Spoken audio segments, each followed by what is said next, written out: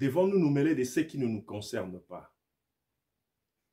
Si nous pouvons classifier ce qui nous concerne de ce qui ne nous concerne pas, est-ce que ce qui nous affecte dans la société, dans la communauté congolaise de partout où nous vivons, cela ne nous concerne-t-il pas ou ça nous concerne? Salut chers amis téléspectateurs, salut à vous tous chers internautes, vous tous qui me suivez de partout. Amis téléspectateurs, chers internautes, je suis Ahmed J.B. Carré, votre humble serviteur, une fois de plus dans notre émission qui est Expression Plus Masolo Yamboka, là où nous venons parler de tout ce qui concerne l'actualité dans la communauté congolaise ou bien dans notre pays qui est la RDC que nous appelons Eloko Yamakasi. Une fois de plus, je suis votre humble serviteur, Ahmed J.B. Carré, le défenseur de la vérité. La vérité aujourd'hui, amis téléspectateurs, chers internautes, c'est autour de deux choses. La première, c'est la guerre entre Madame Denise Dussochoy et Madame Colette Kimuntu. Voilà pourquoi dans notre introduction, nous nous sommes posé la question de savoir si cela nous concerne ou ne nous concerne pas. C'est vrai. Nous allons en parler, nous allons en décortiquer aujourd'hui dans notre émission qui est Expression Plus Masolo Yamboka. Et nous parlerons aussi de l'affaire accoutrement de la femme par l'homme de Dieu. Voici l'homme, Jean-François Mutombo. Dans son église, il a prêché, parlant de la femme. Vous savez, tout le jour, cet homme de Dieu essaye toujours d'être à la une. Il essaye toujours de lancer des slogans ou de prêcher sur ce qui concerne la société. Et les gens l'apprécient beaucoup à cause de cela. Mais aujourd'hui, au devant de l'Assemblée de Dieu, il a parlé de l'accoutrement de la femme. C'est un sujet qui jusque-là fait couler beaucoup d'encre et de salive. Et nous nous sommes dit que non, voilà, nous devons venir au devant de vos petits écrans et grands écrans pour vous qui suivez l'évolution de la technologie, au devant de vos tablettes, de vos téléphones, pour que nous puissions vous parler de ces deux sujets. Mais avant tout, amis téléspectateurs, chers internautes, avant tout, nous allons commencer avec des informations à notre disposition. Ce samedi 14 septembre 2024, à la Cigale, s'avait chauffé avec les concerts de notre artiste Gaz Mawete qui fut surpris par la présence de Fally Ipupa Aigle. Héritier Wata n'était pas resté indifférent face aussi à ces concerts et il avait manifesté son soutien à Gaz Mawete en ces mots. Grosse force à toi, star Gaz Mawete, pour ton concert de ce samedi 14 septembre à la Cigale. À tous ceux-là qui aiment la musique, je vous invite nombreux à soutenir l'un de ses défenseurs. Et tout s'était bien passé. Setski Kouni, politique, candidat président de la République 2018-2023, président de son parti politique qui s'appelle Piste pour l'émergence, est introuvable selon les opposants et les membres de son parti politique.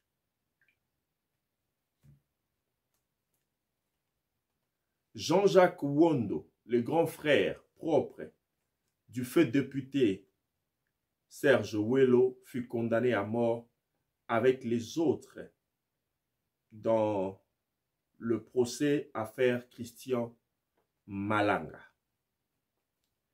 Le chef de l'État, son Excellence, M. Félix Antoine Tshisekedi Tshilombo, avait rendu officiellement visite à M.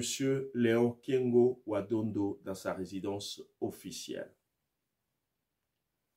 Voilà, chers amis téléspectateurs, ce que nous avions pour vous sur les informations. Pour continuer, amis téléspectateurs, chers internautes, avant de continuer plutôt, je voulais dire, je vais vous lancer cet élément, pas l'élément de ce dont nous voulons parler dans notre émission, mais nous allons vous lancer cet élément de l'extrait du clip de notre artiste Tantine Linda Briffi avec le titre Ebenza. Et nous allons nous retrouver tout à l'heure.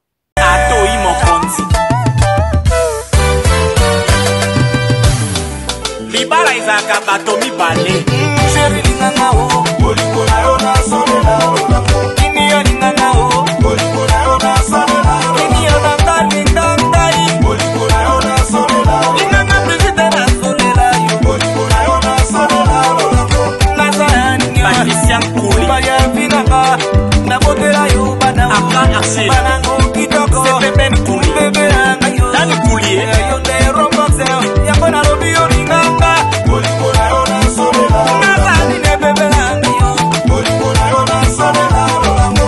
Ingénieur Archimongo, génie au casse à la charmante. Patoutini est mon journaliste et patron. Mohamed Moreka, qui me salue pour bon moninga kini ate kini ake wapio. Barubi ake dirbao. Azomana no na visite karanga na sobela ye.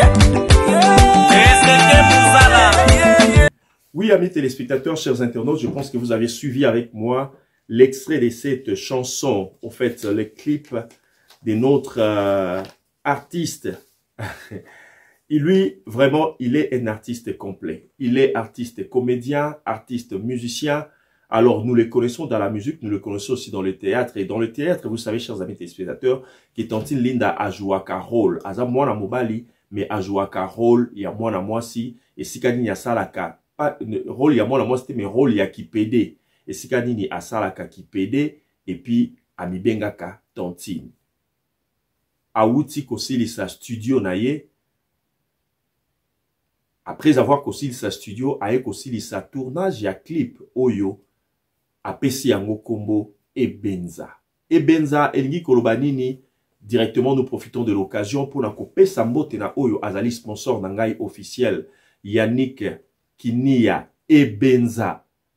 Papa Leki, les millionnaires, les formateurs des millionnaires et Motema Malamu, Maboko Pete. Topé sur mbote parce que nzembo oyo kitoko oyo ya Tantine Briffi en tout cas, tozo senga na ba melomane nyonso tu ya bonne musique parce que eza nzembo moko vraiment kitoko. Et na nini o nga na moni nzembo oyo kitoko, c'est par rapport ya ba valeur culturelle na biso oyo eza lié na bokoko na biso parce que c'est vraiment du folklore. Alors, eza eloko moko sengeli na biso vraiment ko soutenir bolanda yango ebele boluka yango. Na YouTube et na plateforme mosusu ko beta kaka titre Ebenza. So betika Ebenza avec Tantine Linda, en tout cas vous allez voir la chanson et puis to sengi na bino vraiment bolanda clip wana na boke binyo so bolanda bo relanda pour que ebaki ça vraiment ba vu et pesa ye makambu. À part que muto ya yembeli a pesa makambu mais nzembo pe et pesa ye makambu akende liboso. Pourquoi? Parce que azali kosala banzembo moko ata nzembo ne ya liboso mususu onamona omona kaka ke nous en ba ezo garder ba valeur na biso congolaise. Alors c'est vraiment quelqu'un oyo esengeli na biso ko soutenir na kati ya communauté na biso de partout où nous nous retrouvons. Amis téléspectateurs, chers internautes, tokoti na mama ya likambo na biso. Toye kolobela lelo oyo makambu ya pasteur Voici l'homme, mais tozali kobanda na makambu ya Maman Nabiso, Denise du Sochoy.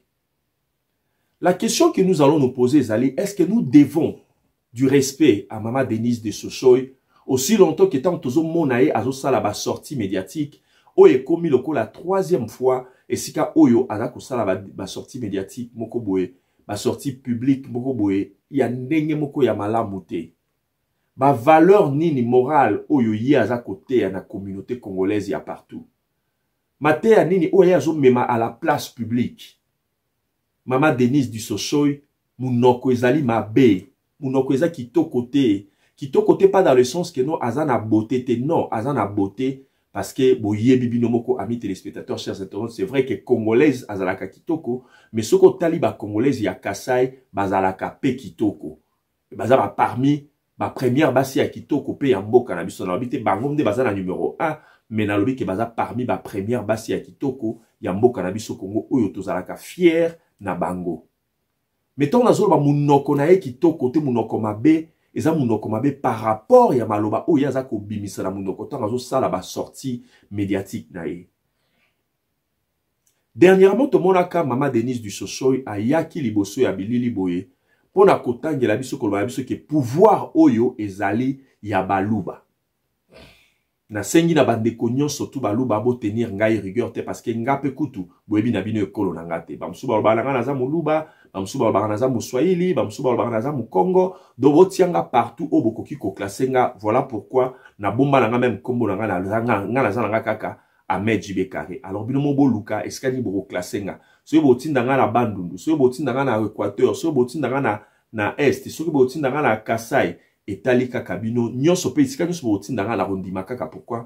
Parce que je suis congolais de père et de mère, je suis 100% congolais. Na lobby pete ke no ba o baza ba 100% congolais te baza ba congolais te. Parce que to yebi classification ya ba congolais nyonso tout. Alors oyo nyonso za congolais ata ya 1% ce qui est zalaka, azaka ka congolais. Mais nga la lobby kaka ke naza congolais de père et de mère et derrière parents, donc naza 100% congolais et je suis fier de l'être. Masarangai Boujos Boulaba, mbote na yo sika ozali, mbote na Yaya Charlie Luboya, mbote na Abel Tambwe, kuna na Kisasa esika nini bozali, Boujos Boulaba yo oza na mikili ya poto, Christian Boboa na mboka ya Norvège na pesi yo mbote, na bosani tepe kopesa mbote na Masarangai John Mbelele. Tika na profiter de l'occasion parce que ndenge tozana e bandeli émission na biso boye kopesa déjà bande ko mbote de peur que bossa na bango parce que émission autre la makambo ko eza vraiment profonde. Alors on appelle si mbote kuna na lobaki na John Mbelele na mboka ya Irlande, na pesi pe mbote na Ngando Mafuila na Durban, na pesi mbote na pesi mbote na Serge Mousseke na mboka ya Johannesburg, na bosanité na ngambo ya Est kuna le boss Vani Bishweka na Hotel Iwusi na pesi mbote esika ozali kuna na Goma. Amis téléspectateurs, chers internautes, tozongi na kati ya émission na biso esika tozolobela makambu ya mama na biso Denise du Sosoy. Pona nini munoko mabe boye? Pourquoi l'autre fois abengi biso alobi pouvoir eza ya bango et que biso photo kanga minoko na biso? Biso banani, biso ba congolais misusu. Ça veut dire que ceux qui oza kasayente faut kanga munoko na yo. Pourquoi? Parce que pouvoir oyo eza ya baluba. Est-ce que zala qui va propos ya bien oyo Denise du Sosoy a sengela qui a memela biso na média? Donc les restes ya ba congolais faut ba kanga munoko pour pouvoir eza ya baluba. Est-ce que eza ya solo? Bon, comprendre un mot, amis téléspectateurs, tout à l'heure. Mais avant tout, Bolanda, vidéo na. C'est juste un communiqué. Nabiboy. Paulette qui monte tout au pays comme il rend dans la personnel et privé. Oh, bah tout ça, non. Au moins, il y a mon seul on ça va chier belé. Faut pas qu'on l'accepte avec mon colo anan. Moi, je ne suis pas l'ami à Paulette qui monte. Blague et les dit. Donc, Paulette, est-ce que tu n'as moi, na kuta na yo, na ko beta yo. So, na beta yo, na bagarde nanga, na ba force du progrès nanga. Yo, parce qu'on a ma case, on a bagarde, na force du progrès. Ok? Tu as compris? Pour la moitié, quand tu es à l'époque où tu peux jouer avec toutes les femmes. Moi, j'ai pas ton niveau. Na niveau na ote. Au moins que na bloqué kutu yo po na omono kisengi. Na niveau à côté kutu sobra tellement contre nyonso. Sobra na tika e ami. Mais yo na bloqué yo, c'est pour na éviter na sala du n'importe quoi. Pour au conseil ça du n'importe quoi. Moni yo. Yo na osepelisa yo. Pour moi même déjà. Je te dis moi je ne suis pas ton ami. Toi, tu cherches encore Foufou na Tembele, Polia Otonda. Je ne suis pas à ton niveau. Même temps à Kabila. C'est quoi, quand tu la bière? C'est un Zokisio. On a un tribunal ligne parce que tu perds ton temps à insulter le chef de l'État et tout le gouvernorat. Je t'apprends tout simplement que c'est un Bosani Kaka. juge komone koza mutombo, greffier Kazadi, magistrat Ilunga. Bato bakanga bato komone komone. Te bato parquet. Ba inspecteur à parquet. Ba ozalaba Kankolongo, Chishima, Chilejelu, tout ce qui vont avec. C'est maintenant que tu vas comprendre le game. On est au Sakanaka. Na fana 4 ans. Putain, il tient. T'as un niveau, moi, ça, putain, tient. On discutait la bosse qu'on fout pendant 10 ans. Na foutu du 1er janvier au 31 décembre, je te paye. Na benga okutu batu benga, c'est pour ça que réconciliation. On peut s'attendre mission tu as $1000. Aura été $1000 pour ça mon thème paix. Tu ne changeras jamais. Ton âme est noire comme tu es noir avec un cœur noir. Nami tambe na yo ya noir wana ya benga na Congo. Tama tambe. Munambala buchufungulu. Comme tu ne veux pas lâcher, tu veux croire que tu peux te faire un nom sur moi. Moi, non, mais moi pas bosser mété. Bosser pas bien besoin de m'aller juste dans Zokisio. Maman, pesa na adresse na yo. Nai hôtel na fin de rebana. Parce que la chamba bon na restaurant, sur la fin de restaurant, j'ai mis l'identification. Dans ma chambre, j'ai mis l'identification. Donc c'est là où je suis. Personne n'a identification. C'est moi si na ma belle mi balé autant ramakila na kwanga. Fair life. Maman, copeto, maintenant ça na. Je vais te frapper copieusement. Au moins tant on a nos enfants dans Mobutu. So to lo abanda on a biso moko, to to abanda on a biso ba il faut perso tondolo. Boula. Tama kolo X yo na omoni yo. Kapo église temenga nanga salo matala. Na matala na koko selo makambu. Na ona koso de oza bisuba na mbetu ongola pangai. Omoni yo po ata église a pekisinga yo pesa nzambe merci. Po église telemelinga. So église te yo benga baye ba tiri sa makolo za couleur nini. Blague avec moi, continue. En passant, tu sais le général t'avait filmé. Amis téléspectateurs, chers internautes, nous sommes sur Boyoki Bolandi vidéo. Et ceux qui Bolandi ont mal monté, en tout cas, je vais vous prier. Yako Zongela Yango. Donc, biso tozana à droite, yako banda ko zongisa malobana etango nyonso tout. Mais au moins bino ba oboza kotala. Kuna na télévision, topé na ba téléphone na bino. En tout cas, bokoki ko stopper vidéo. Oyo, bozongi sima, bozongi lisusu, bozongi lisusu. Pour que bolanda na bokebi nyonso maloba oyo mwana mwasi oyo auti koloba awa. Amis téléspectateurs, c'est vrai to uti ko condamner Denise du Sochoy parce que c'est vrai to ko beta mon côté pour na ko condamner mutu pour na ko condamner les condamnables. To ko beta mon côté. Nous ne devons pas mâcher le mot. Ce qui est condamnable doit être condamnable. Et de la même manière, chers amis téléspectateurs, tozote ya pe na ba congolais nyonso de partout esika bozali que c'est vrai faut to koma na niveau wana que o eza condamnable ezala condamnable o eza condamnable te ezala à applaudir. Est-ce que pouvoir ezala kaya ekolo moko boye donné ba musu ba kolo ba oui parce que ndenge ye moko alobaka alobi que non voilà ezali na bato belé hein o balanda na ka mulongo o balobaka ba propos ya o neti Denise alobaka que non pouvoir ezala bango baluba mais c'est vrai. Les lots autour la moussabino pour comprendre que pouvoir est à la kaya ekolo te. Ekolo ya pouvoir est à la kaka ekolo auto bengi Congo. Parce que les chefs de l'État, azala kaka les chefs de l'État.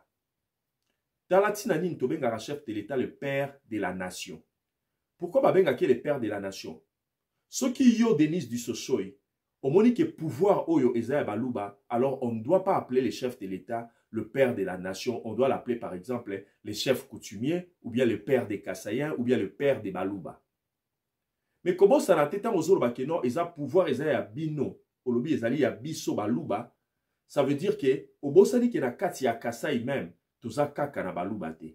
Parce que toza pe na basongi, toza pe na batete la, toza pe na bikolo mususu ya mike oyo, et yebana même pas na mboka na biso ya Congo, mais nyonso to eza ko constituer les Kasai.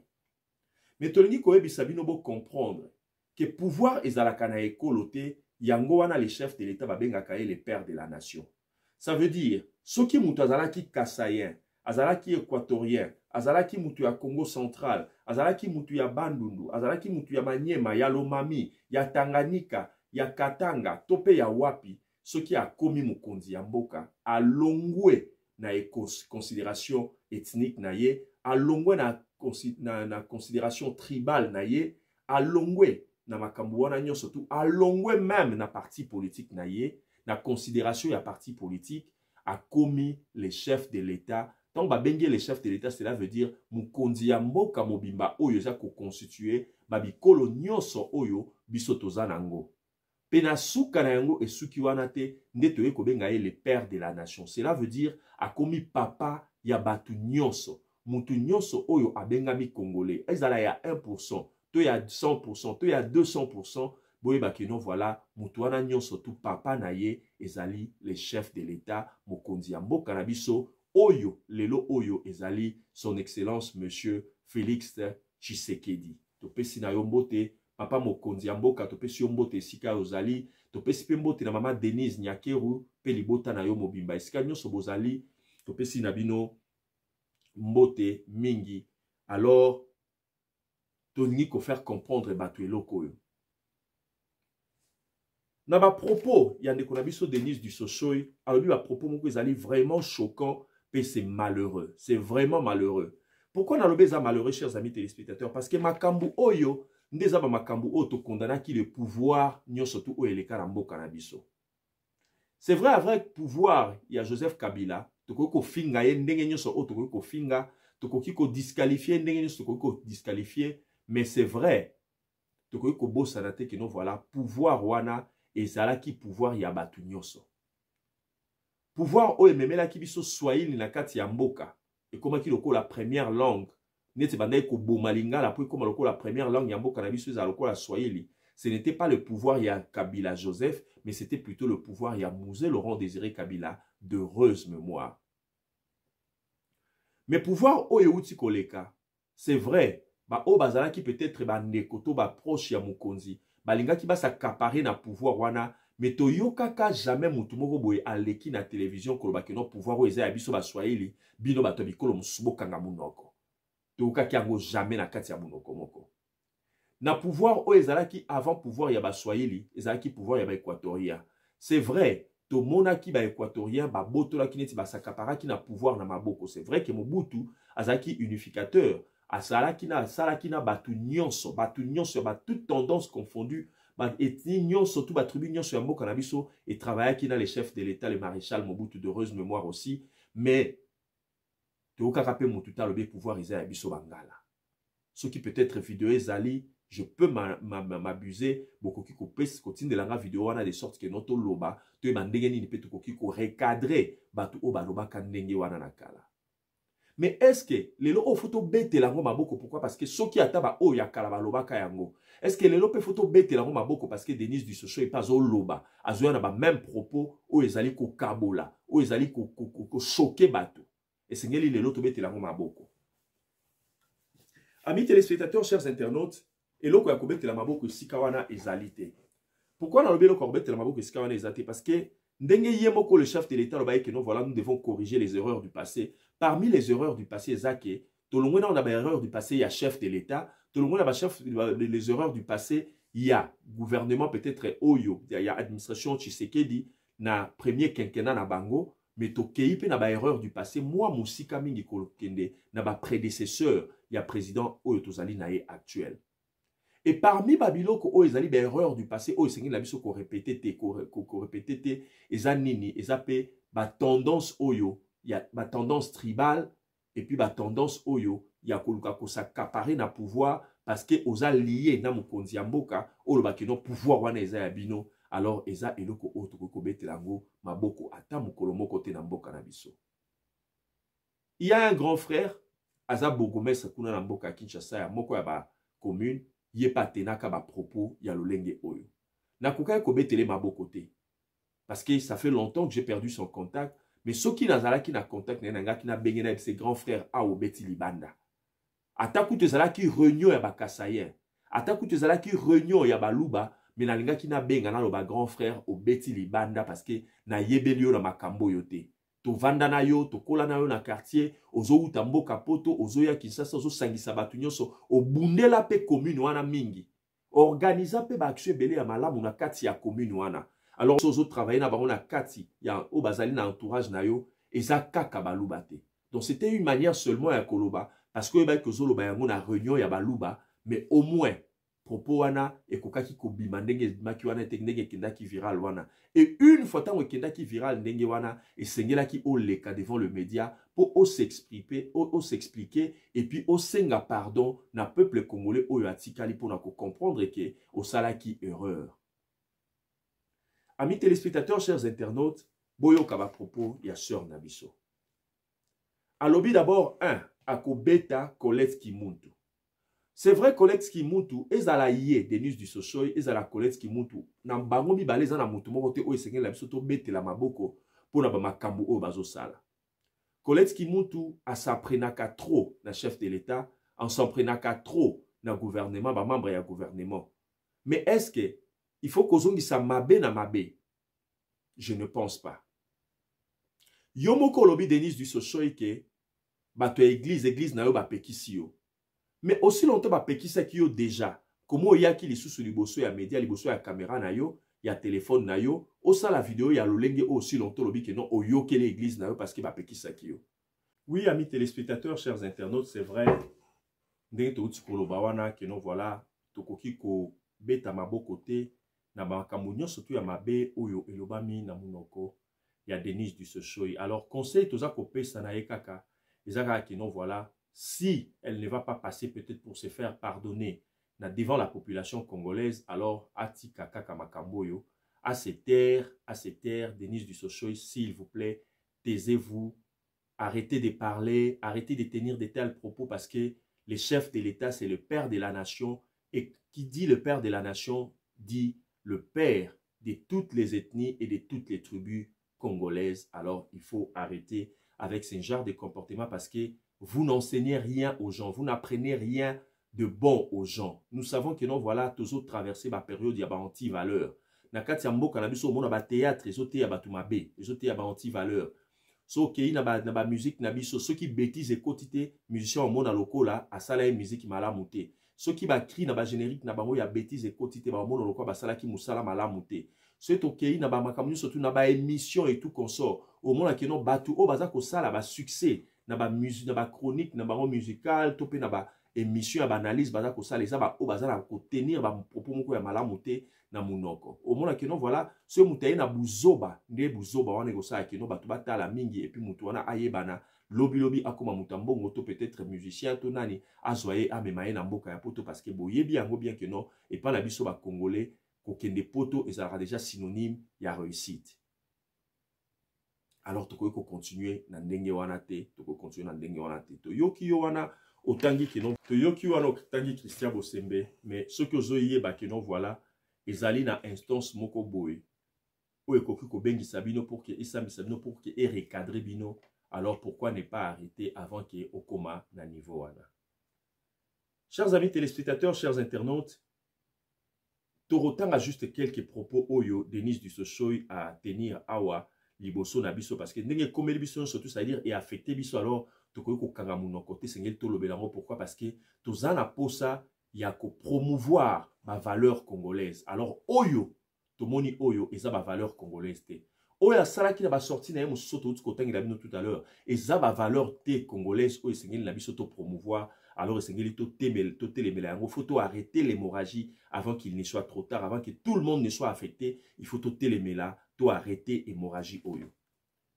Olobi que non voilà au kobetaye. Kobetaye, ça n'engage que vous et cette personne à qui vous vous adressez ou en état libisote. Parce que ce qui obétiye, justice ezali. Mais tout le monde a que non voilà, olobi ozana ba force du progrès na yo. Ozana ba garde de corps na yo. Ozana ba force du progrès na yo. On se pose la question de savoir. Si le lopetozo meka comprendre, te ba force du progrès musala na bango ezalaka réellement nini. Bamususu babengi yango la branche violente de l'UDPS. Est-ce que réellement, force du progrès, ezali branche violente, il y a UDPS? Si tel est le cas, alors tozana posa ya koyamba. Mutu moko ya force du progrès na kati émission na biso pour que ba faire comprendre biso ce qui balobi réellement boza branche violente. Il y a UDPS, cela veut dire quoi? Et puis violence na bino botinga bosala yango na niveau nini pe na mutu nini. Tozana posa ya koyeba yango parce que tozana posa il y a kimia et ça na kati ya mboka na biso. Alors le parti au pouvoir, eza parti ya liboso o esengeli kozala modèle ya ba parti politique nyoso na kati ya mboka na biso. C'est vrai jusque là tozomona que non voilà UDPS eza côté ya biso loko moko ya malamu te. Tozomona te mate ya nini ya malamu o UDPS eza côté ya parce que eza ko respecter ba texte te ezoyeba na te texte lobi nini pour que bato bandongo na ba wela ki bokonzi na kati ya parti politique yango. Mais en réalité parti au pouvoir, ils ont la parti moko, il faut ils ont la modèle. Il y a ba parti politique nyoso, il faut ils ont la parti moko exemplaire. Oyo, tant ba parti politique sous Italie et l'obité, tout se comporter loco la parti au pouvoir. Voilà, amis téléspectateurs, tout ce lobby bino wana. Olobi, aux la force du progrès na yo. Olobi, na kolokayo, kolokaye to kolokaye, voilà. Olobi que non, tu perds le temps d'insulter les chefs de l'État et les membres du gouvernement. Alors, na propos auto kolobaboye.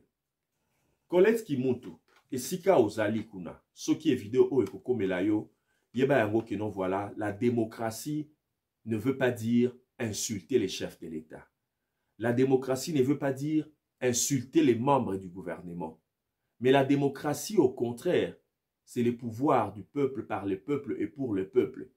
Et l'Ingi Koloba, autrement, l'Ingi Koloba que non, voilà, na kati ya démocratie, il y a la liberté d'expression, il y a la liberté de choix, il y a donc tant de choses, mais non surtout Oyoana, ezala kalabiloko Oyo, Yamalamu. Le pouvoir du peuple par le peuple et pour le peuple.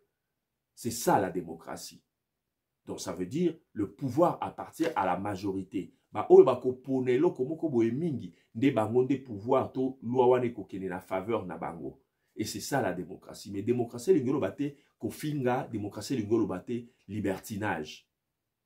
Parce que ko bossa na pété que c'est vrai toza ba congolais, alors biso toza na ba valeur na biso congolaise ou esengeli na biso ko promouvoir pe ko garder, ko préserver. Alors est-ce que na ba valeur congolaise ezo tinda na mutu? Surtout mwana mwasi akende kofinga mwana mobali et puis quel mwana mobali o aza mokolo na ye. Est-ce que ça permis na kati ya culture na biso kofinga? Est-ce que ça malamu? Bokoki ko juger gérance na bango. Bokoki ko finga gérance na bango bazo gérer malamu te bokoko koloba bokoko tenir ba monyon surtout bokoko prononcer ba monyon so possible. Bokoko tenir ba propos nyonso possible pour na kolakisa avec des preuves bien sûr et sikani bazali ko sala malamu te. Mais koleka pona ko finga mokonzi ya mboka. Koleka pona ko finga ba membre ya gouvernement eza malamu te parce que ko bosana te ba membre ya gouvernement ozo finga lelo lobinde bino mutu bozala ki ba membre ya gouvernement wana. Lobinde mokonzi oyo yo so soutenir ndazala ki mokonzi na kati ya mboka oyo. Alors ceux qui lobby on n'avait pas permis na ba politicien mususu tope na bato bazaki kolinga mokonzi ya mboka te ba fingaye, ça veut dire que lelo pe to ko permettre te na kati ya mboka na biso to mona yo Colette Kimuntu to mona mutu moko boy na kati ya mboka aleka pona ko finga les chefs de l'État to pe ba membre ya gouvernement parce que ko bosana te les chefs de l'État on a père de la famille. À part cause à la père de la nation parce que chef de l'État zali papa ya biso nyonso ba congolais. Mais Kobo Sanate qu'à part cela, c'est au Longolier cause à le père de la nation, azali un père de famille, azali mukolo, azali mutu à respect, o esengeli na biso nyonso surtout ba congolais to respecté ye. Yo zali exempté te, Colette Kimuntu. Pour nous respecter les chefs de l'État, pour respecter les membres du gouvernement, pour nous oyo bango pe baza responsable, pe ba père de famille, alors sengeli na yo o respecter bango pe bisonyo surtout respecter bango. De la même manière pe sengeli na yo Denise du Sochoy o respecter nani, o respecter Colette lokola collègue na yo pe muninga mwasi et puis o respecter pe biso ba oyo tozali ba congolais. Parce que tant ozo finga ozo tenir ba propos moko boiza malamu te. Lipona ozo continue message on n'est pas naïe mais quand aye mutazo yoka ngote parce qu'on ne sait même pas ce qui y a yoki yango mais avant ya yoka ozaki na batuana na zoka ozo tuna tuna batuana to batu boye batu parquet babenga bango banani. Cela veut dire batu bazalaki wana. Donc bango na batu liboso ba yoka ki oso misa ba propos ba bêtise oyo. Et puis na suka nango vidéo tango etamboli viral na biso nyonso tu oyo ekomeli biso makambo okute concerné biso te mais ekomi kokomela biso na mato eti to zora baton na biso na moment oyo il fallait na lala mais na côté les maliboso ya caméra pour que na lobelango pourquoi il fallait qu'on recadrer yo il fallait qu'on recadrer Colette Kimuntu pe il fallait qu'on recadrer ndeko nyonso congolais oyo akoya na ba propos ya malamu te lokola oyo bino boza koya nango et sengeli na biso ko recadrer pourquoi parce qu'il faut les ala il faut ezala atana mutu moko na kati ya mboka oyo akoyiko banda c'est très très important. Et si mutanga koza ka moko tike za la tangai na ko recadrer bino pour que lobby ba oyo pe ba tikali wana ba mona que non voilà on avait recadré Denise, on avait recadré Colette alors bango pe ba na babuzo ba wana te. OK, plus loin pour na koloba que non voilà ba kondi oyo ni soko ye avocat kozala na kombo boya kozala kombo boya donc parler lingolo ba que non voilà ba institution nyonso ya mboka ezaka na baluba.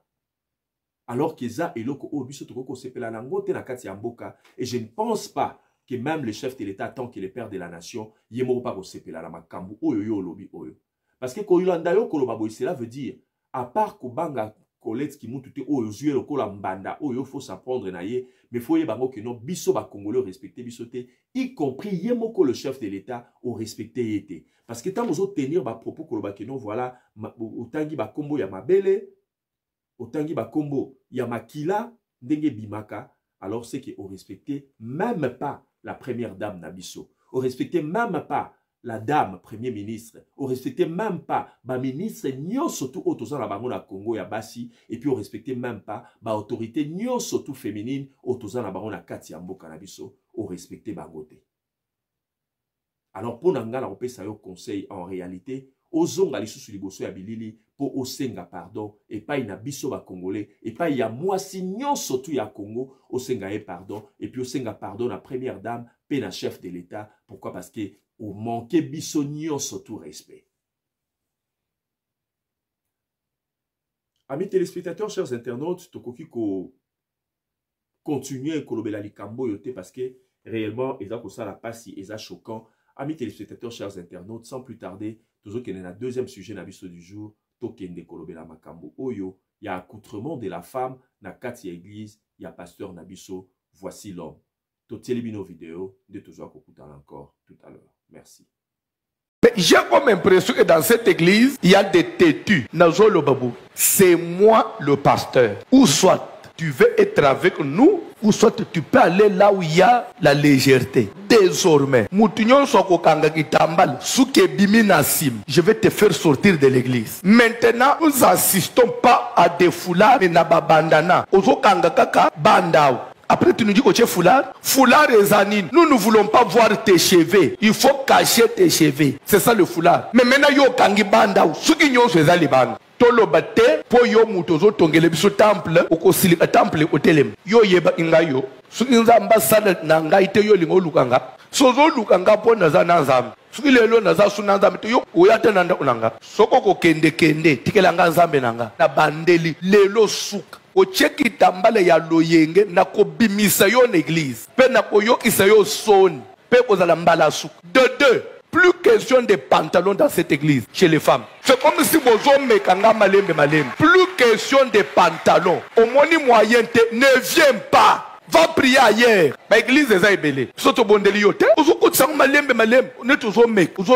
On est hypocrite. Ceux qui ont un souci à vie, il faut que se conformer. Tant que nous avons osungayo. Vous allez bitumbe belé. En même temps, vous avez mutu makas. Mutu makas, nangai. Nga mutu na oma Bible. Je vis une église en France. Une grande église de blanc. Toutes les femmes foulard de Namutu. Aucun pantalon chez les femmes. Mindel. Bande unamiyo ison. Oh, c'est une doctrine. Ce n'est pas Kinshasa. Et dans le Mindel, baso banga zambe. Batangi pe Bible basaleli. Yo umone le biso ya ninya. Ceux qui ont des partenaires à mounen kende. Tika biso nanzal. Qu'on se respecte. Toi, Mikolo, tout se respecter. Ma sœur Kebaka, je vous respecte. Vous respectez la liberté. Et Yami Balé, tous les serviteurs, pas pas de bac d'alliance. Vous voyez, ça n'a pas passé dans le CAC. Pas de bac d'alliance. Ce qu'on a mon bac d'alliance, si le pasteur, vous voyez, former un comité directeur Boyoki. Vous pensez à un groupe. Pas de bac d'alliance dans cette communauté. Vous voyez, jour où comprendre, moi, ngolu mukenzamba pese biso l'église ou ko se conformer au tous mais so omoni na yo ke ozo bénéficier le hôtel tu parles ailleurs tokanga omtuna makasite tu nous laisses. Je ne suis pas venu chercher la foule. Moi Dieu m'a beaucoup enseigné dans ma vie na ko landelo enga batute ngai soki na mutu o respecter les principes de Dieu te lelo na ko za l'inviter na telemina zote elekela ka batu ebele tikana batela nzamba na kendene place azo memanga soki omoni moyen te tu peux partir. Oui, chers amis téléspectateurs, chers internautes, Naza sur Bolandi vidéo, il y a pasteur Voici l'homme, Oyotobengi, François Mutombo, na vrai non naye. Alors, est-ce que ma propos Oyo pasteur à lobby pour na moi si ndenge ni fois là dans la kati église, est-ce qu'à Betty Libanda to azali toujours na kati ya parole? Est-ce qu'à Betty Libanda lobby ma kanisi naye to azali toujours na kati ya ma komi to na kati ya sacerdoce? Vous allez m'excuser, amis téléspectateurs, pour permettre de gagner la maille.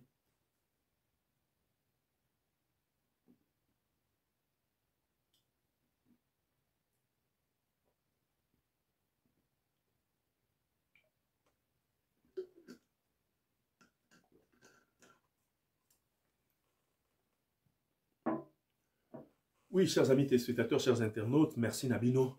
Merci pour la fidélité Nabino, merci pour la Bino ba obo si vous s'abonnez à la chaîne YouTube Oyo. Nabino o non vous s'abonnez, en tout cas je vais vous prier avec tout le respect que je vous dois. Bo stopper moi moukier, bo kende, ko s'abonner et soit non peut temps m'inviter juste 2 secondes au que ko s'abonner et directement bo kende la cloche de notification, bo appuyer la cloche de notification pour ne rater aucun de numéro et à émission Nabiso o ezali expression plus ma solo ya mboka. Bobo sanate que non voilà on a kati ya Congo international tozaka kala émission mon côté ngai humble serviteur Nabino Nzambe à Pambolanga en ce qui concerne ma conception. Alors j'ai beaucoup d'émissions donc naza la musique africaine, naza na internet hebdo au nom to bandité, naza na 15 minutes de motivation, naza na apanjo kwetu, naza na musique africaine, donc nous avons tellement des émissions mais à un moment donné tozo zela tozo tonga, tozo bandela kotonga site internet nabiso et puis tant ozo si là de recombiner ensemble la chaîne YouTube Nabiso, on va répondre toutes nos émissions. Alors bon, mon émission mususu o na no bomonate na bando sala de sorte que non voilà na ko sala moko peut-être 2 épisodes et puis après na préparer mutuna pesi yango mutuna parce que nous devons donner naissance na bana mususu oyo yasika. Voilà amis téléspectateurs, chers internautes, Bolandi pasteur Voici l'homme ndenge alobeli makambo ya accoutrement wana. Alobi likambo ya foulard ke no ba kanga foulard na mutu mais ba bomba batika te suki monana sokozo kanga foulard donc faut bomba mutu na yo nyonso suki atanda bute e monana. Est-ce que Bible elobi ndenge wana, Coran elobi ndenge wana? Nous allons lire ensemble avec vous amis téléspectateurs, chers internautes pour ne plus tarder. Boyoka to bandi dans la Bible parce que aza motei aza chrétien na robandana nous kolobela yango selon la Bible. Pasteur alobi moi si akanga bandana te mais abomba suki nyonso tu abomba mutu na ye mobimba suki emonana te. Et puis alobi que non moi si ala talisu sous pantalon te na église wana. Bible elobi nini, Coran elobi nini, chers amis téléspectateurs, chers internautes, nous allons d'abord lire quelques passages bibliques. Parce que batu bazo lobelango trop noté batu en tout cas biso pe musala o pe topona o pe tozuka ka ba problème mutaliboso na parmi bataliboso batindela nga vidéo wana musu batindi vidéo la même vidéo et yeme et outi pas mutu morote musu sa tindi alobe lorote musu sa tindi atindi na titre ne batie na Facebook musu super atindi et puis atindi na voice pour dire que non voilà tala non de pasteur wa lobby oyo est-ce que réellement ils ndenge wana mais ngam tu na olobate parce que point de vue nanga eza ko jouer rôle mon côté mais o eza plus important eza que non voilà totanga oyo nini nzambe alobi na biso que ce soit na Bible to na Coran pour que to fixer opinion na sujet oyo afin que etuka pete ba oyo etuka qui peut-être l'église ya Voici l'homme kuna peut-être ba koya ko kima mais pour na kozanga koyeba mais totangela bango émission oyo, surtout partie oyo tozako dédié yango na batu ya église ya Voici l'homme. Voilà. Mbote na bino nyonso esika bozali ba fidèle ya Voici l'homme. Na pesi bino mbote bisika nyonso surtout o bozali boye ba kenon je vous aime beaucoup et puis j'aime votre pasteur. La Bible dit ceci dans 1 Timothée chapitre 2 verset 9 jusqu'à 10 et lobi boye. Je veux aussi que les femmes vêtues d'une manière décente avec pudeur et modestie ne séparent sa apparence de quoi? Ne sépare ni des tresses, ni d'or, ni de perles, ni d'habits somptueux. Donc, habits somptueux, les habits chers, bilamba cher makasi, mais qu'elle sépare des bonnes œuvres, comme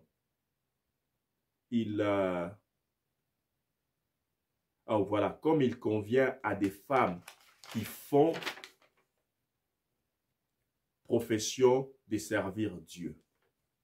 Wana ezali 1 Timothée chapitre 2 verset 9 à 10. Et l'obindenge wana. Wana c'est l'apôtre Paul na première lettre na ye na ba Timothée nde akomela ki bango azoloba que non voilà ndenge nini oya alingi mwasi alata pe mwasi apparaître. Ici il parlait pas seulement de vêtements d'habillement mais il parlait aussi de l'apparence. Apparence nini oyo mwasi sengeli azala nango devant public, topé na kati église, topé peut-être na mokili esika za kotambola parce que kobo sanate amis téléspectateurs chers internautes qui maté a oyo concerné mwasi kaka na église te. Mais zo concerné mwasi ko banda na église ti na cité que mwasi fallait azala na apparence moko boye. Parce que tant msubo kanison dirait que non voilà tende pasteur azolo belon na kati église alors ezaka na église mais so bimi li bandale lata na yo mutakala. Ezate que non voilà et bandi na église. Faut banda na cité kokende ti na kati ya église kokende si na esika ya kogumba melanzambe esengeli mwasi azala na apparence oyo ya ndenge wana. Mais wana totanga ki livre ya Timothée. Tokeli sous na deuxième livre awa tozali na livre maintenant il y a Deutéronome chapitre 22 verset 5 parce que totanga ki Nouveau Testament. Alors boyeba que non voilà apôtre Paul quelque part batwaloba que non azaka pe trop dur de caractère makambo ebele ba opinion mingi aloba apesa na ndenge na ye moko alors peut-être wane ko pesa ta musu moi pasi parce que l'apôtre Paul c'est le seul il y a ba serviteur de Dieu oyo tango ya leka azoloba au nom de Dieu mais il y a des fois aussi azaki koloba ici ce n'est pas Dieu mais c'est moi l'apôtre Paul qui vous dit que selon ngai na moni que il faut esale maboye mais awa na livre ya Timothée awa abande koloba selon yete ça veut dire à se référer na Ancien Testament nde aye koloba pe oyo ndenge ye ayebeli la parole de Dieu selon l'Ancien Testament nde ayaki koloba la ko rappeler ba peuple oyo ya Timothée na lettre na ya ba Timothée pour dire que non voilà ndenge nini moi c'est sengelaki alata mais tozonga na origine na Deutéronome chapitre 22 verset 5 balobi boye une femme ne portera point un habillement d'homme et un homme ne mettra point de vêtements de femme, car quiconque fait ces choses est en abomination devant l'Éternel, ton Dieu. Voilà. Chers amis téléspectateurs, awa tokei, bo excusez, téléphone et ça la moi makele là wa, ba message eleke belé. Chers amis téléspectateurs, chers internautes, bozomo la kenon voilà, ezali dans l'Ancien Testament, livre de Deutéronome, ezali livre ya Moïse, mais baza koloba. On les a qui Moïse tant na ba commandement et pas il y a peuple parce que bobo sanate que non autant de Moïse ezali ki ndenge nini. Il y avait des gens qui servaient des idoles. Mais si comme maintenant il devrait y avoir une différence entre ceux-là qui servent Dieu, ceux-là qui croient en Dieu et ceux-là qui ne croient pas, qui ne le croient pas. Alors il fallait créer une certaine différence. Alors pour en créer différence, on attend Nzamba bengi Moïse pour attindaye à la représentant nae du bosso et à peuple et à Israël, à sala ki ndenge nini, à pesa ki ba commandement, à pesa ki ba ordonnance. Na makambunyo sotu ndenge nini il faut ko sala, ndenge nini il faut ko vivre dans la société, ndenge nini il faut ko lata makambunyo sotu wana. Et ici dans le livre de Deutéronome, Moïse azo lobelaka kate Nzambe à travers Moïse azo lobelaka kate ndenge nini oyo mwasi esengeli alata. Mais ici on nous parle de l'accoutrement de l'homme et de celui de la femme plutôt, et celui de l'homme. Balobeli kaka mwasi te. Baboyi mwasi alata bilamba ya mibali, de la même manière pe baboyi pe mobali alata bilamba ya mwasi, parce que balobi ke mutu nyonso tu oyo asali makambo wana aza en abomination devant l'Éternel. Donc ça veut dire ezala mwasi ezala mobali so osali makambo bongo oza na abomination devant l'Éternel. Donc ozali na elakelami mabe liboso ya Nzambe mokeli na yo. Avant to kende na Coran, amis téléspectateurs, chers internautes, tika to meka ko décortiquer moi moké. Mais makambo ya habillement oyo tomba zo ba l'habillement de l'homme et de la femme. To moni a pasteur a lobi makambo ya pantalon. A lobi pe likambo ya suki.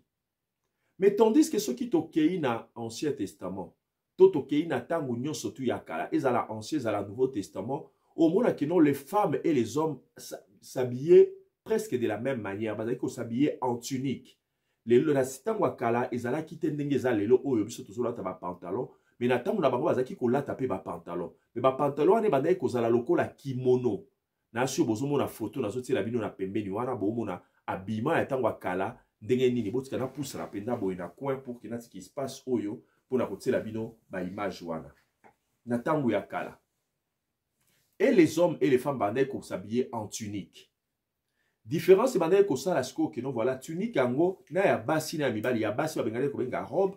Ya mibali pe musu bande ko benga robe, mais na o ya basi ezaki na différence nango selon couture, au mona ke non couture o basali yango pona mwasi, couture o basali yango pona mobali. Mais bazaki ko lata ba pantalon la bango zaki ba sorti ya ba kimono to pyjama na kati, bande ko tsango na kati au cas où peut-être que non parce que bobo sanate que non bazaki mingi ko vivre na ba zone désertique. Alors, na ba désert vous pepe zala makasi. Tant musu bozo traverser désert to côté bozali zali partie désertique. Alors, tant mon pépé koya et ko tombe la robe wana, de sorte que non, moi si, azala toujours couverte, atana se, ezala mobali pe azala couverte, ata mon pépé ye, mais mouto azala toujours descend ou descente na katinaye. Alors, si ko se tolobi si koto kende na ndenge wana, na ndenge alelo oyo, to moni ke non accoutrement alelo, biso lelo tozola ta ba tunique, peut-être ba tunique, c'est seulement peut-être ba arabe, ba Bangladesh, ba Pakistan, bato bamboka wana nde mutu bazola ta peut-être ba tunique wana na ndenge ya kala. Mais ba tunique yango peza différence c'est vrai, na ya mwasi na mobali eza ndenge moko te oye bango atoke na shop au mona kino o eza ya basi o eza ya mobali. Sikoyo awa pasteur alobeli makambo ya pantalon. Sikoyo to kende sikoyo parce que pantalon pe tomba tongara pantalon ata na ba shop place to kendaka to mona ka ba pantalon ya basi ezalaka na ya mibali pe ezalaka. Siko pasteur aboyi basi balata ba pantalon. Donc c'est à dire que ata pantalon oza ya basi moi c'est alata ya ngote.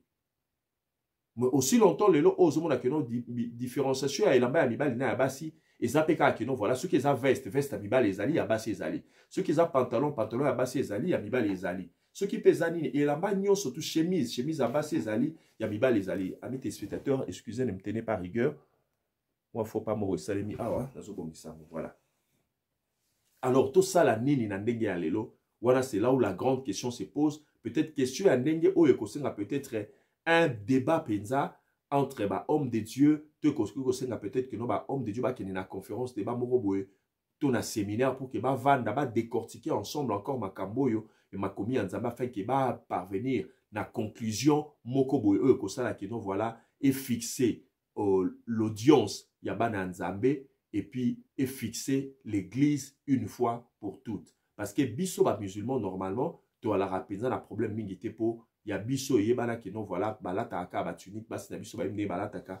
Mais toi, qui est des chers amis téléspectateurs, parce que, ah, tant que la l'émission, ah, naza na religion, parce que nazali kaka, molobeli nabino. Alors, molobeli journaliste, azalaka na casquette, te ya religion, mazalaka journaliste. Alors, boy, babo, ça que non, tant que ça, la ramusala, ou est-il rabiso na ba recherche, to que na ba recherche, pour que tu aies kolobela atana amote ite mon komona que non ah tant sunde bozo tala bozo ba ah muto azapenda lelo kanzambe muto azapenda motei parce que non koyoka e kolobaza motei ezaka katel du fait ya kozala na donwana mais ezaka que non voilà journaliste azalaka enseignant azalaka chercheur azalaka scientifique voilà pourquoi na makambo boyomona tant que nous ça ba recherche na yebo ata un jour na ko yabo kuliboso na bino na lobela bino makambo ya économie tant subo kanisa que non je suis un économiste et pourquoi parce que et aussi ngana ça la recherche moko approfondie s'il faut na accourir na batu o ya domaine wana na koki ko sala ngo soki na moni ke non na ko benga na plateau na ngate pour que ye moko ya ko défendre to ko lobela ngo ngamo pe na ko sa ba recherche na ye pe na bandi pe ko lobela bino bo moni pe ke non ba bila ba passif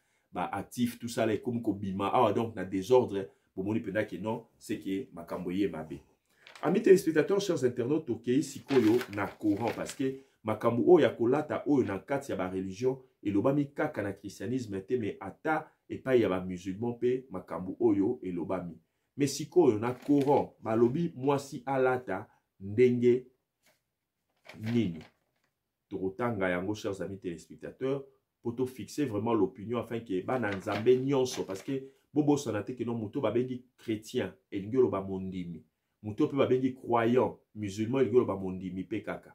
Alors toi ba ko se fixer une fois pour toutes de sorte que non mutu moko a tout kamate. Tokei na sourate chapitre na sourate 33 verset 59. Toyoka soki lobeli biso nini. Voilà, amis téléspectateurs, chers internautes, totangeli bino. Oh prophets, ask your wives, daughters and believing women to draw their cloak over their bodies. In this way, it is more likely that they will be recognized as virtuous and not be arrested, and Allah is all forgiving, most merciful. Bon, na évité pourquoi parce que ton aluki ango a bolimbisa, les monsieur alinga la paix français, mais a ton aluki na nini na Google a ouais si juste na aluki donc verset coranique mais na aluki on a Google et puis si kaka en anglais alors je vais interpréter pour vous. Balobi ici c'est Dieu qui parle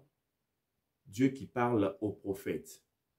Alors, alobi naye, oh prophète, donc ça veut dire mon serviteur ou bien prophète, alobi dit à tes femmes, à tes enfants, donc disons à tes filles, à tes femmes, à tes filles, et puis à toutes les femmes croyantes qu'elles doivent mettre leur cloque. Donc, cloque ezali, donc voile, hein, voile, oyo ekendaka na nzoto mobima parce que elamba wana ya mwasi wana babenga yango na anglais clock donc tunique wana mais tunique oh tunique vraiment eza limité so babi clock elingi lobaka tunique te mais clock elingi koloba voile donc voile ya mwasi elamba oyo mwasi se couvre nango kobanda na nzoto ti na mutu yango wana babengi clock parce que ezaka na ba partie ebele nde na lobaki wana ke non na kati ezalaka na pantalon mo ezala kwa pyjama na likolo ezala na robe et puis na voile nango ya mutu alobi yebisa basi na yo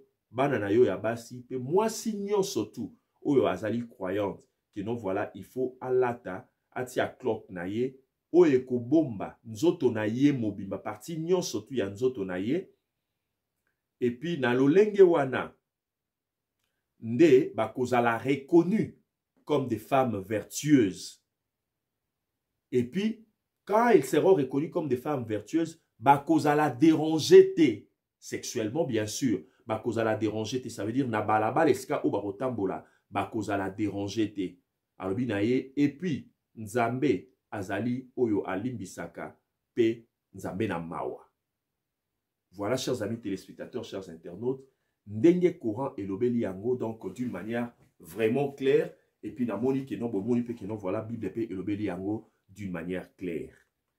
Mais Coran elobi que non voilà faut ba bomba parti nyo surtout ya nzoto na bango de sorte que bas la reconnu na balabala tant bazo mona bango na balabala bas la reconnu comme des femmes vertueuses et puis ba déranger bango te. Amis téléspectateurs, chers internautes, c'est par là que nous allons mettre un fin pardon on a sous un fin ou le sous apitanga pe mususo.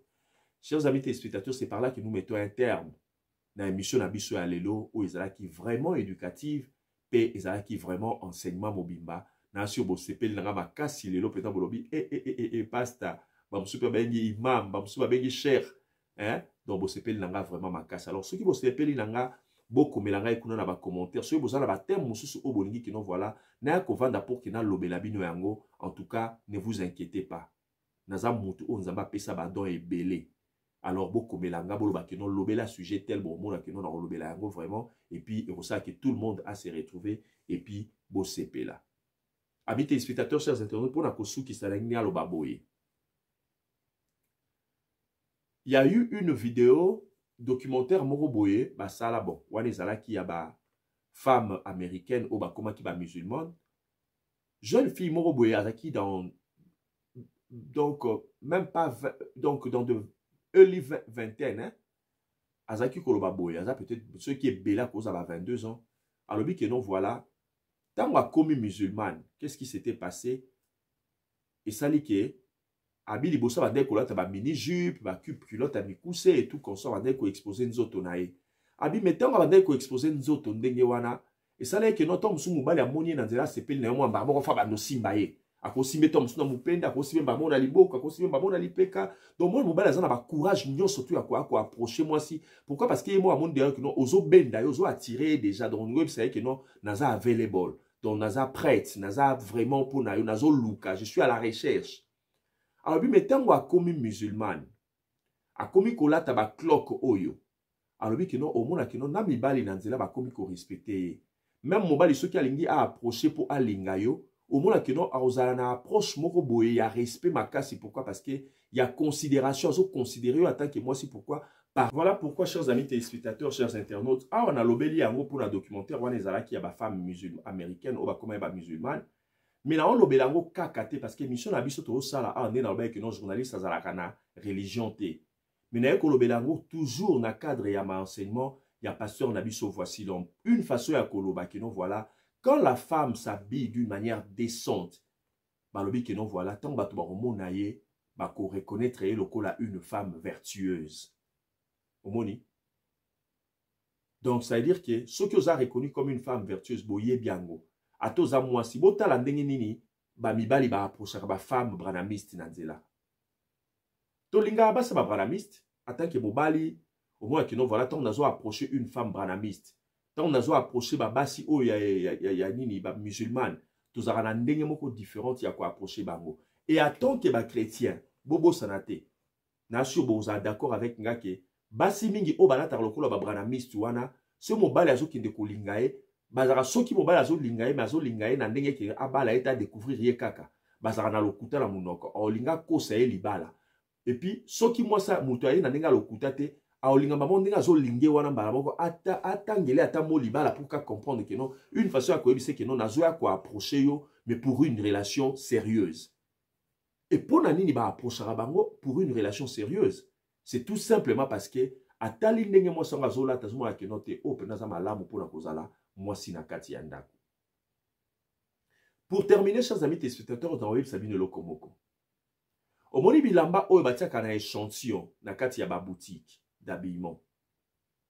Ezala wana ka po batu ba mekarango. À moins que yo tango ke ko sombo moni ke non otali bataille au moni yango na vitrine au sepeli nango au koti na kati oluki taille na ona bilamba nyo sotika la ki o monite o tuni o wana balati si maneke wana eza taille nini ba biso ke no eza taille tel o moni ke eza taille na yo eza kaka yango mutetika ya moi ke yo moko o exiger batu ya shop wana ba vendeur ba te pa pesa yo kaka o wana mais soki te oyo wana ezalaka kaka échantillon mutina nango ezalaka kaka po balati sango maneke yo o mona mais basombaka yango te batekaka yango te mingi eziwumelaka na vitrine omona ti ekonzuluka alors bako évacuer yango tango za ko s'exposer mobali akoya na ndenge ya brutalité akoya po découvrir yo mais akoza na likanisi moko ya relation sérieuse na yo te pourquoi parce que azozwa yo lokola échantillon donc c'est à dire tango alinga goûter ayeba moi ça zala kelengi ndenge nini akoya nde pa na yo a goûter mais ce qui est sengi que non voilà aluka une relation sérieuse a luka kaka ces femmes là qui s'habillent d'une manière décente. Voilà comment je vais vous dire que non voilà beau comprendre l'homme de Dieu tango azo lobela azoboya pantalon perso linga moi ça là tandenge moko boye ce n'est pas parce que alingi azala plus dur envers ces femmes mais c'est tout simplement une façon ya ko yebisa na bino basi que non voilà boya na ndako ya nzambe d'une manière décente et puis même en dehors ya ndako ya nzambe bo s'habiller d'une manière décente de sorte que vous allez respecter par ces hommes au ba okuta na bino na balabala tant bazo approcher bino baya na makanisi malamu pour que nzambe azala glorifier. Amis téléspectateurs, chers internautes, Merci pour la fidélité Nabino. Bozo a vraiment émission Oyo Bo Panza Yango massivement et pas Yabande Konyon, surtout Oyo Bazu occasion à côté la télé, de sorte que Bango pe batala va bénéficier d'un enseignement Oyo Tomemela Kibino Mukolo Nalelo. C'était moi, votre humble serviteur, Ahmed J.B. Carré. Naba sujet Oyo Mibale Tolobe Libino. Wape Sepeli Sibino Makasi Boko Melabiso. Mpona tout et bandeni ni ko améliorer Moussala Nabiso. Si vous voulez aussi me soutenir, amis téléspectateurs, chers internautes, quand des bonnes images, quand des boyo qui n'ont koloba, vous pouvez comprendre l'okoni to koko zalango pour ça. Que nous sommes en train de construire notre site internet parce que cette chaîne YouTube Oyo Tobanda qui n'a un site internet Oyo par une erreur boyée. Et ça là que non, il y avait des Américains qui ont acheté même domaine Oyo ils ont la combo à Congo mais basomba qui on a évité le basukandengeni. Parce que je les avais approchés pour nous bon de la banque c'est la ngango de sorte que non a payé sa banque à tambongo mais balinga bate qui la bate qui a cher makasi mais on est obligé à cause ça là site internet mon ce bon que non vous voulez me soutenir donc soutenir Bisson la Congo international en tout cas bah aide nabino surtout ils allaient les bienvenus. C'était moi votre humble serviteur Ahmed J.B. Carré. Nous allons nous retrouver prochainement Inch'Allah par la grâce de Dieu. Merci et au revoir.